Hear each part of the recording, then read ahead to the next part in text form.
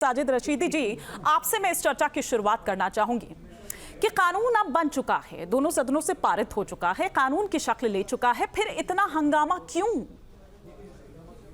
देखिए, असल में पिछले जो 60-65 साल की राजनीति को जब अध्ययन करते हैं हम, तो इसमें मुसलमान को हमेशा डराया ही गया है। कांग्रेस हमेशा से बीजेपी से डराती रही है, संघ से डराती रही है, आरएसएस से डराती रही है। ये 65 साल की जो मेहनत है, और इसमें सिर्फ ये नहीं कि विपक्षी पार्टियां शामिल हैं, कुछ हमारे धर्मगुरु जो हमारे बड़े उलमा हैं, अकाबिरीन उलमा, उन्होंने भी ये रोल अदा किया है इसमें। उन्होंने भी बाकायदा बीजेपी से डराने का काम किया है। आपको याद होगा, महाराष्ट्र में एक फतवा निकला था मौलाना सज्जाद नोमानी साहब की तरफ से कि जो आदमी बीजेपी को वोट दे उसका सोशल बाइकाट कर दिया जाए। इस तरह के जब फतवे निकलते हैं तो मुसलमान कहीं ना कहीं डर जाता है। आज भी इसी बात को लेकर डराया जा रहा है। ये कहा जा रहा है, जैसे असदुद्दीन अवैसी के बयान आप सुनते होंगे, वो कहते हैं मुसलमानों उठो, ये उठने का वक्त हो गया है, तुम्हारे सर पर तलवार लटकी है, तुम्हारी मस्जिदें खतरे में हैं, मस्जिदों के खिलाफ साजिश हो रही है। ये इस तरह के बयानात हैं। जब धर्म का नाम आता है तो मुसलमान कहीं ना कहीं, या कोई भी किसी भी धर्म का आदमी हो, वो कहीं ना कहीं जज्बात में आ जाता है, और जज्बात में आकर वो सड़कों पर निकल जाता है। मेरा मानना ये है कि देखिए, कानून बन गया है। कानून बनने के बाद दो रास्ते हैं। एक रास्ता है कोर्ट, जिसमें तकरीबन 16 या 17 लोग जा चुके हैं, शायद 18 लोग जा चुके हैं, वही एक रास्ता है। दूसरा एक रास्ता ये है कि पीसफुली आप बैठ जाइए कहीं भी धरने पर। कौन मना कर रहा है? किसानों ने भी धरना किया, लेकिन उसके लिए कुर्बानी देनी पड़ेगी।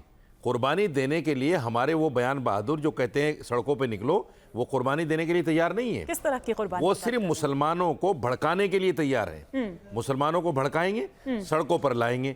सवाल ये है कि मुसलमान क्या सिर्फ भड़काने के बाद सड़कों पर आने के लिए रह गया?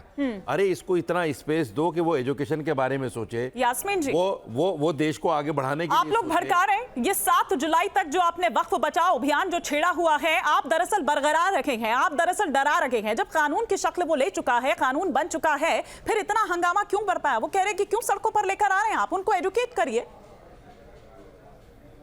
कोई नहीं भड़का रहा, किसी को गरज नहीं पड़ी। ये गलत को गलत कहना अगर गलत है तो फिर ठीक है, क्योंकि वो कानून गलत है, उसमें इतनी खामियां हैं, कोई इंतहा नहीं। देखिए, एहतजाज करना हमारा संवैधानिक अधिकार है, और हम एहतजाज करके अपने जो अंदर का गुस्सा कह लीजिए या दर्द, बल्कि मैं तो गुस्सा भी नहीं कहती हूँ, एक अंदर की जो तकलीफ है हमारी कि आप गलत कर रहे हो हमारे साथ, वो सिर्फ हम सड़कों पे एहतजाज करके, हमारी पार्टी तो शुरू से एहतजाज कर रही है। बिल पास नहीं हुआ था उससे पहले से हम लोग बहुत खामोशी से एहतजाज कर रहे हैं। तो एहतजाज करना हमारा हक है।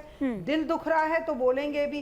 अगर आप उसमें पॉइंट पे आ जाए, एक एक पॉइंट गिनवाते दीजिए, मैं उसकी खामियां आपको बतलाती जाऊंगी। आप कहेंगी, मैं वैसे खामियां बता दूंगी आपको, क्योंकि इतने लोग खामियां बता चुके हैं, फिर भी लोगों के समझ में नहीं आ रहा है। आप फरमाएंगी तो मैं खामियां बता दूंगी। नहीं, बताइए ना। बिल्कुल, मैं वही तो आपसे जानना चाह रही हूँ, क्योंकि इसमें हमारे संविधान। जी जी जी जी जी, फरमाएं, कहिए, आप अपनी बात कहिए। आप क्या परेशानी है उनको आप गिनवा रहे थे, खामियां जो हैं उनको आप गिनवा रही थी।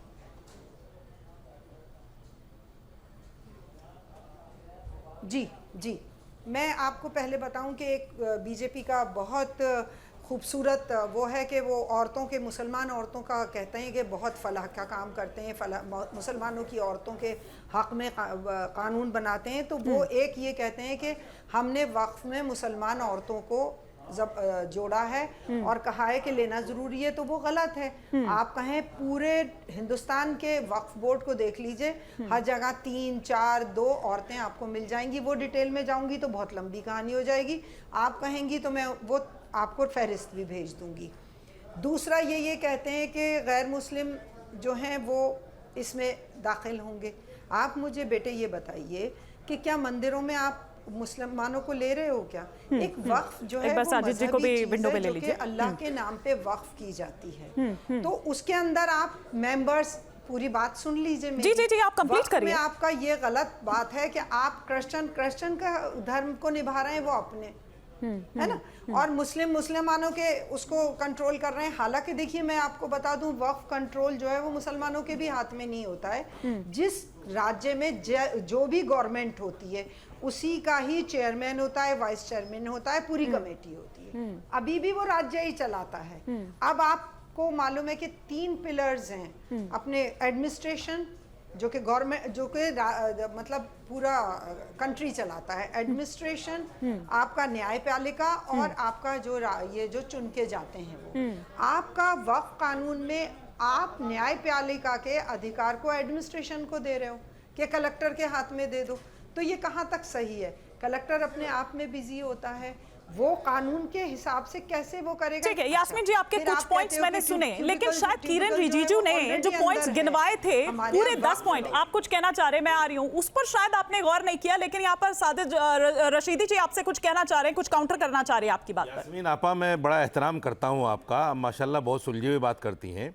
अभी आपने एक बात कही कि चलिए आप मेरी बात अधूरी छोड़ के उनकी कहना चाहती हैं। नहीं ऐसा नहीं है, आपके कुछ पॉइंट्स पर पूरी कर लीजिए, सुन लीजिएगा। हाँ। आपने अभी एक बात कही है कि 2 हिंदुओं को लाना चाहते हैं, और फिर साथ में आपने ये भी कह दिया कि वो कमेटी सरकार की कमेटी होती है। देखिए कहाँ कंट्रोवर्सी है आपकी बातों में। जब ये कमेटी सरकार की है, वक्फ बोर्ड सरकार बनाती है, चाहे चेयरमैन हो चाहे मेंबर हो, तो वो इसमें हिंदू रखे मुसलमान रखे इससे कोई फर्क नहीं पड़ता। फर्क कहाँ पड़ता है कि आपकी जो मस्जिदों की कमेटी है उसमें कोई हिंदू नहीं होगा, आपकी दरगाहों की जो कमेटी है उसमें कोई हिंदू नहीं होगा, आपकी जो इस तरह की रिलीजियस कमेटी होंगी उसमें कोई हिंदू नहीं होगा। वक्फ बोर्ड की कमेटी, जब वक्फ बोर्ड है ही सरकार का इदारा, जब चलाती ही सरकार है उसको, तो उसमें हिंदू आए मुसलमान आए, एडमिनिस्ट्रेटर सुन लीजिए, एडमिनिस्ट्रेटर जो है हिंदू होता है, रेवेन्यू में सारे अफसर, बराबरी का दावा। यास्मीन आपा सुन तो लीजिए, रेवेन्यू में सारे अफसरान हिंदू होते हैं, ऊपर से लेकर जितने भी अफसर हैं सारे हिंदू हैं। कहाँ से हिंदुओं को निकालोगे आप? की बातें कर रहे हैं कहाँ से हिंदुओं को निकालोगे आप? करो, मुझे ये बातें समझ में नहीं।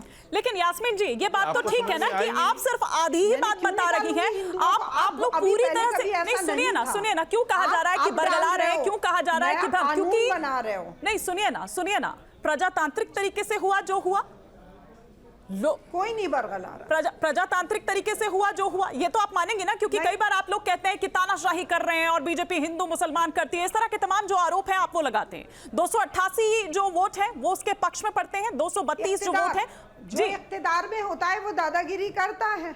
हाँ, 296 पक्ष में है इख्तिदार का फायदा। हाँ नहीं, इख्तिदार का फायदा, क्योंकि आप इख्तिदार में हो इसलिए आप किसी को भी कुचल के आगे बढ़ जाओगे। न्यूज नेशन अब व्हाट्सएप पर खबरों की ताजा अपडेट के लिए न्यूज नेशन के इस QR कोड को स्कैन करें।